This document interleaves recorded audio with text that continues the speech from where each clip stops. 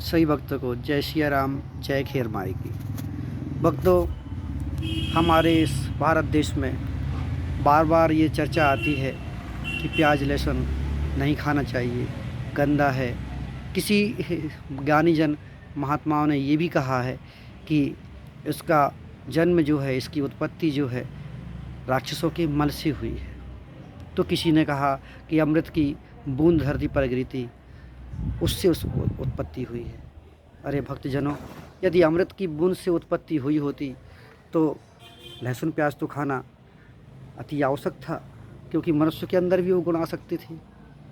किंतु यदि किसी राक्षस के मल से उत्पत्ति हुई है तो ये तो बुरी बात है। मल तो किसी को नहीं खाना चाहिए। हे भक्तों, जब मैं भी इस बात से मुझे लगा कि क्या होना चाहिए, वास्तव में इसकी सच्चाई क्या है, तो मैंने जगदम्बा खैर माई से प्रार्थना की और उनके श्री चरणों में आसन लगाकर बैठा और उनसे पूछा। तो माँ ने मुझे बताया कि तनिक विज्ञान तथ्यों पर भी ज्ञान लेना चाहिए। आज हमारे पूरे संसार में विज्ञान का वर्चस्व है। आप सभी जानते हैं कि लहसुन और प्याज एक और जहाँ शरीर के तापमान को मेंटेन करता है, वही दूसरा रक्त में थक्का जमने से बचाता है, रक्त को पतला करता है। ऐसी दो सारी शरीर के लिए आवश्यक चीज़ें बुरी कैसे हो सकती हैं?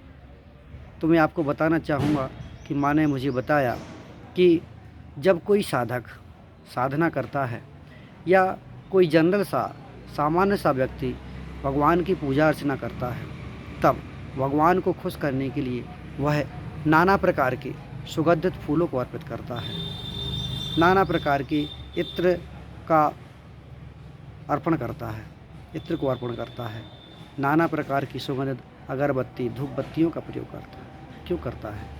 ये इसलिए करता है कि सुगंध सबको प्यारी होती है, चाहे वो मनुष्य हो, देवी देवता हो, किसी कोई भी हो, सभी को सुगंध बड़ी ही पसंद आती है। इस प्रकार से हम धूप दीप आदि का प्रयोग करते हैं। तो जब कोई साधक करता है, जब भी कोई भी साधक किसी भी देवी देवता की साधना करता है, पूजा पाठ करता है, तो सुगंध का इस्तेमाल करता है। किंतु यदि वही साधक